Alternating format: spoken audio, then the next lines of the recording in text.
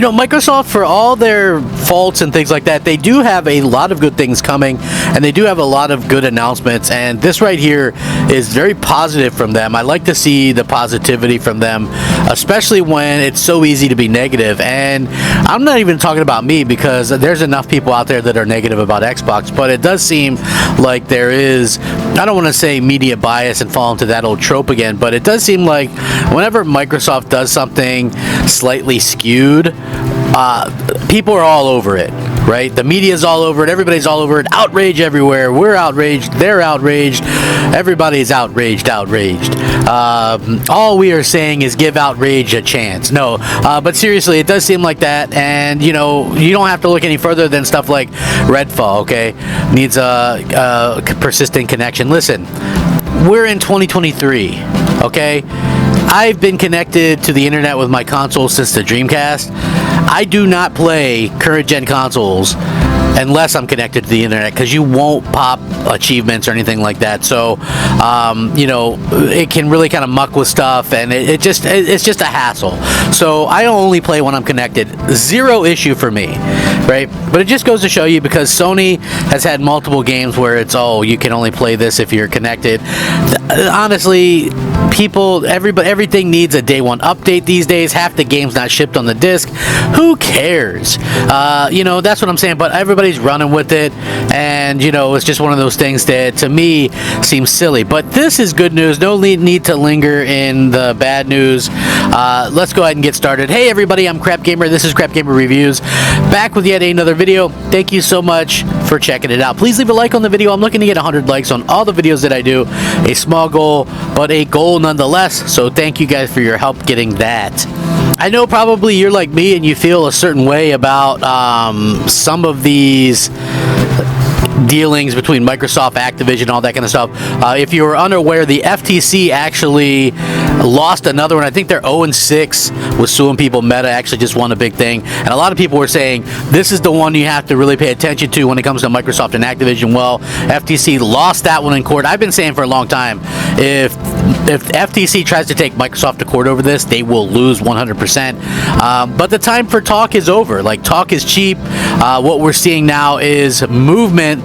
Microsoft is confident it's going to address the EU concerns as well after receiving antitrust warning over Activision deal. So the company said it's committed to finding a path forward for the acquisition. As expected this week, the EU issued Microsoft with a charge sheet setting out its concerns about the deal. In response to the EU's statements of objections, Microsoft told the publications it is committed to finding the path forward.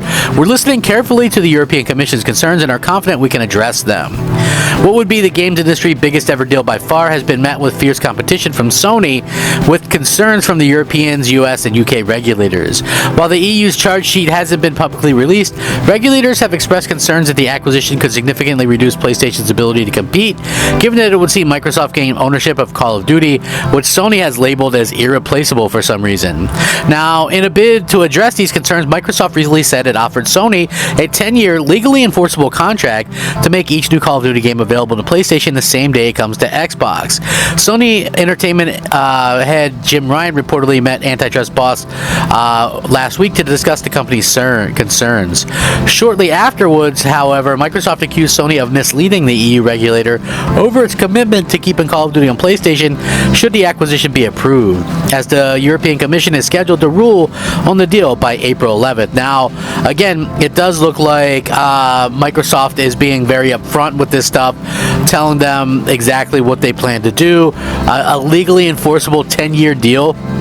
Absolutely insane that they would have to do that. And you know what? To be honest with you, I just feel like it's just insane that they have to do that, or you know, insane that they have to kind of make these kind of guarantees with something that they want to buy. Sony is a huge entity. PlayStation is a huge entity. Nowhere in history that I can see, and I've been looking into it, has the number one you know, person or group or whatever dictated so much. You know, it's unbelievable that they have this much sway. You know, like, I feel like Microsoft has really good intentions with this. I know people are going to expect me to say that, but I'm just being honest about it. It's like I feel like Microsoft has really good intentions to, you know, have Call of Duty on everything, have some kind of competition for the duopoly that is Apple and Google, you know, arcades or whatever. You know, Microsoft getting into that mix there, Call of Duty being on Game Pass, I think would be really cool. You know, I just feel like, hey, they should be able to compete, and you know, Sony have proven now that they can compete well above and beyond just the gaming structure, because their TV show is doing well. That's going to lead to more sales. What, God of War sold like 11 million copies in a few months' time. That's absolutely insanity. Again, to specify that they can't survive without something that's a multi-plat game, I find that to be irresponsible on their part. And to be quite honest, I feel like they're liars when it comes to this, and I lose a lot of respect for you know, for what Sony does. Like, Sony does video games well, so why are they meddling in this stuff? Like, I don't understand it. To me, honestly, like, I didn't hear you know, Microsoft get into it over Sony getting Bungie, even though there was just Bungie saying, oh well, we're gonna stay multi-plat. I mean, is there any guarantees there? You know what I'm saying? Like, nobody was saying anything when Sony was busy getting Insomniac and all these other studios. So I find it to be really weird that Sony is so obsessed with Microsoft right now, and what they're allowed to do and what they should do and what they shouldn't do. Meanwhile, in the time that it's taken Microsoft to finish up this, you know, this deal, people, you know, Sony's already closed deal on multiple new contracts themselves. So yeah, I find that to be a little bit weird, that they've been able to buy stuff and as the number one entity in video games, and yet pitch a fit like this, you know, over what Microsoft's trying to do. Like, competition is good. I don't see why, you know, they have to kind of stifle it. You know, I honestly just think that, you know, Microsoft is looked at as like this outsider or whatever. It shouldn't be that way. And, you know, as far as I'm concerned, I just want there to be fair competition and things, you know, things of this nature. I just honestly hope it is, you know. And to me, I honestly want to say that I think that Microsoft has gone about the right way, even though they're not always doing the right things or the right things in a lot of people's eyes. Like, it doesn't take much. Like, Microsoft can do years and years and years of good things, and the moment they do something that one person considers to be sketchy or something along those lines, everybody flips out. So, you know, again, Sony seems like they're free to do whatever the hell they want.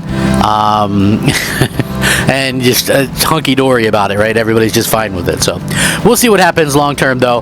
Let me know what you guys think. Rack 'em up, fact 'em up, Crap Gamer 'em up. Thanks for watching. Crap Gamer out.